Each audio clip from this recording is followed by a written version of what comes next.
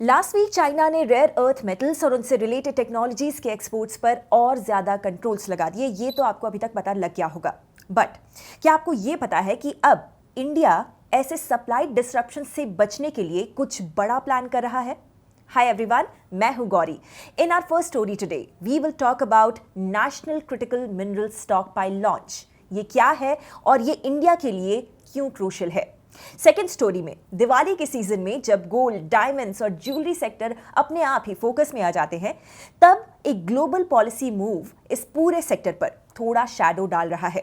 क्या आप जानते हैं कि यूएस के H1B वीजा पर $1 लाख की एडिशनल फीस का अनएक्सपेक्टेड कैजुअलिटी इंडिया का जेम्स एंड ज्वेलरी सेक्टर है? थर्ड स्टोरी के फोकस में है किर्लोस्कर ग्रुप, 134 इयर्स पुराना इंजीनियरिंग जायंट, अब अपनी आइडेंटिटी को रीडिफाइन कर रहा है। अब कंपनी रियल एस्टेट और फाइनेंशियल सर्विसेज जैसे न्यू एज सेक्टर्स पर भी स्ट्रॉन्ग बेट लगा रही है। Is it too big a gamble? Let's get to it.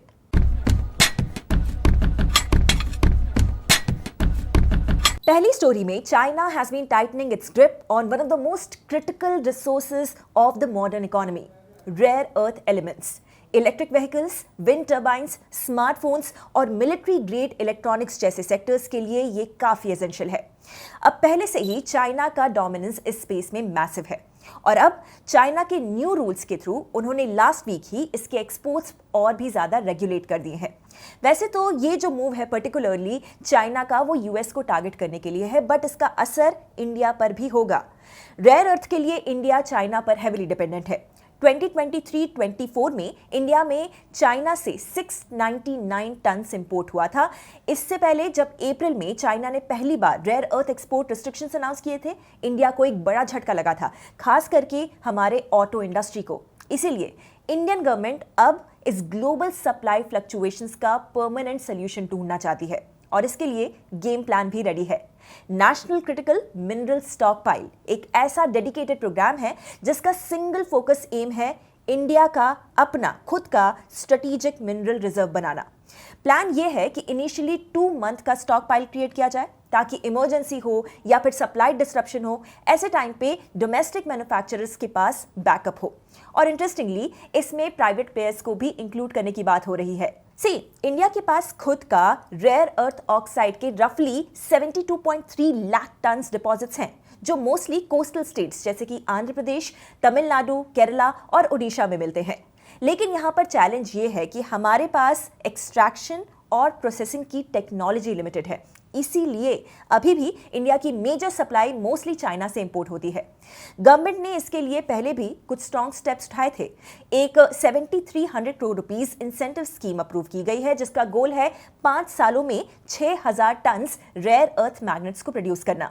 इसके साथ अब नेशनल क्रिटिकल मिनरल्स मिशन के अंडर 500 करोड़ रुपीस एलोकेट किए गए हैं ताकि सप्लाई डिसरप्शन के रिस्क को भी गार्ड किया जा सके।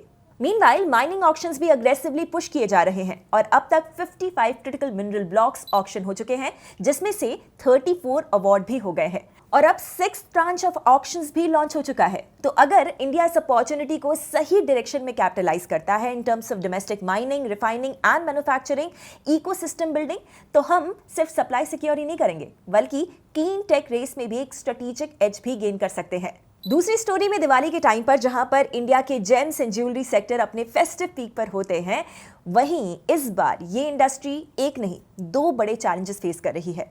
डोनाल्ड ट्रंप ने H1B वीजा पे $1 लाख की एडिशनल फीस लगाई है और ये डिसीजन सिर्फ टेक कोडर्स या सॉफ्टवेयर इंजीनियर्स को इफेक्ट नहीं कर रहा है, बल्कि डायमंड ग्रेडर्स, जेमोलॉजिस्ट और ज्वेलरी डिजाइनर्स जैसे प्रोफेशनल्स की भी मुसीबत बढ़ा रहा है। जेम्स एंड ज्वेलरी एक हेविली ग्लोबलाइज्ड बिजनेस है। Around 3000 Indian trading offices overseas हैं, जिसमें से 300 सिर्फ यूएस में हैं, मेनली न्यूयॉर्क के डायमंड डिस्ट्रिक्ट और लॉस एंजलिस में। इन ऑफिसेज के 5 to 10% employees Indian H1B visa holders हैं। ये लोग इंडियन ज्वेलर्स के स्पेशलाइज्ड टैलेंट पूल का पार्ट है। ये जेम्स की क्वालिटी जज करते हैं, फिनिशिंग हैंडल करते हैं और डिजाइन और डेटा के थ्रू ट्रेंड्स को आइडेंटिफाई करते हैं। बट अब ये सभी अनसर्टन फ्यूचर को फेस कर रहे हैं क्योंकि ये स्टाफ अब एक न्यू $1 लाख वीजा कॉस्ट के साथ आता है। Jewellery industry already Indian goods पे 50% टैरिफ हाइक का शॉक फेस कर चुकी है, तो पहले से ही एक्सपोर्ट कॉस्ट बढ़ गई थी और अब ये वीजा फी हाइक उनके ऑपरेशंस को और स्क्वीज करेगा।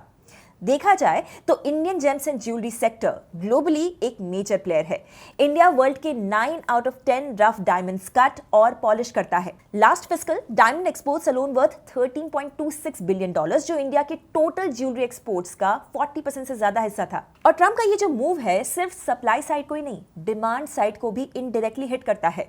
यूएस में इंडियन डायस्पोरा का एक बड़ा चंक H1B प्रोफेशनल्स का ही है।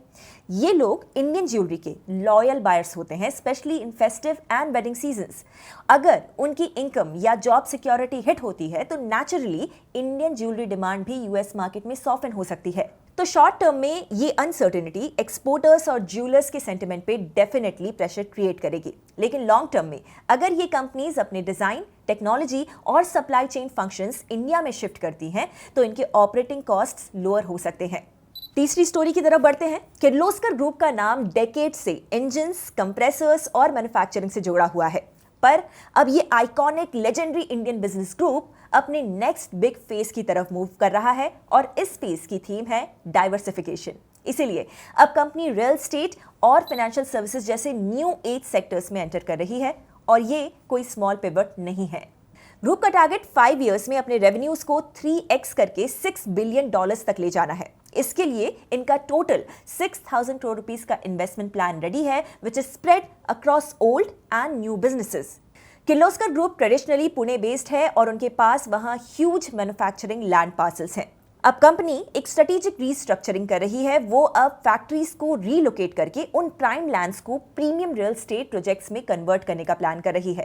And this is a big deal. Kirloskar pneumatic के पास पुणे एयरपोर्ट के करीब 5 से 60 एकड़ और नासिक में अराउंड 160 एकड़ लैंड है। देखा जाता है ये दोनों ही फास्ट डेवलपिंग इंडस्ट्रियल कॉरिडोर्स में आते हैं जहां पर commercial and high and residential projects की डिमांड रैपिडली बढ़ रही है। तो किर्लोस्कर अपने इंडस्ट्रियल रूट्स को अर्बन ग्रोथ स्टोरी में ट्रांसफॉर्म कर रहा है, पर यह ट्रांसफॉर्मेशन अपने साथ कुछ एग्जीक्यूशन चैलेंजेस भी लाता है। फैक्ट्रीज को रीलोकेट करना एक कॉम्प्लेक्स मल्टी ईयर प्रोसेस होता है। इसमें कॉस्ट, टाइम और लॉजिस्टिक्स सभी इन्वॉल्व होते हैं। अगर शिफ्टिंग या रीडेवलपमेंट डिले होता है तो रियल एस्टेट मोनेटाइजेशन भी पोस्टपोन हो सकता है। तो प्रॉफिटेबल लैंड रीडेवलपमेंट या डेवलपमेंट तभी पॉसिबल है जब रीलोकेशन स्मूथ होगा। पर सिर्फ रियल एस्टेट ही नहीं, ग्रुप अपने फाइनेंशियल सर्विसेज वर्टिकल को भी अग्रेसिवली स्केल अप कर रहा है थ्रू अर्का फाइनेंस, जो कि किर्लोस्कर ऑयल इंजन्स की NBFC सब्सिडरी है।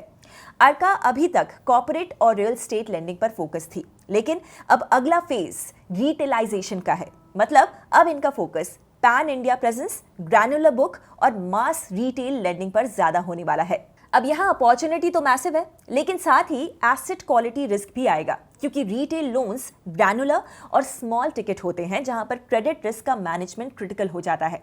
और NBFC सेक्टर खुद में भी इजी प्लेग्राउंड नहीं है। ये हाईली कम्पिटिटिव है इंडिया में और टाइटली रेगुलेटेड स्पेस भी है जहां पर ऑलरेडी स्टैब्लिश्ड प्लेयर्स कैपिटल और डिस्ट्रीब्यूशन के लिए अग्रेसिव रेस कर रहे हैं। तो अर्का को अपना पैन इंडिया प्रेजेंस बिल्ड करने के लिए डिफरेंशिएशन और स्केल दोनों को प्रूव करना पड़ेगा। Apart from these new businesses, उनका जो कोर इंजीनियरिंग DNA है वो भी इंटैक्ट है और वहां भी एक्सपेंशन चल रहा है।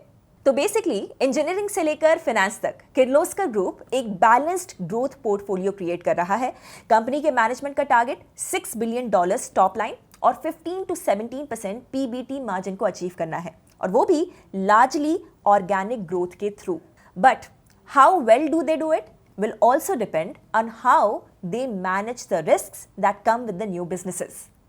So that's it for today's stories then. एक तरफ चाइना अपनी एक्सपोर्ट पॉलिसी और ज्यादा टाइटन कर रहा है और इंडिया अपना मिनरल इंडिपेंडेंस बिल्ड कर रहा है। ये एक जियोपॉलिटिकली चार्ज्ड मोमेंट है, क्योंकि US चाइना ट्रेड टेंशंस और ग्लोबल एनर्जी ट्रांजिशन दोनों के बीच रेयर अर्थ एक साइलेंट बैटलफील्ड बन गया है। दूसरी तरफ ट्रम्प के H1B डिसीजन का इंडियन ज्वेलरी सेक्टर पे इंपैक्ट एक रिमाइंडर है कि ग्लोबल ट्रेड और पॉलिसी मूव्स कितने इंटरकनेक्टेड हैं।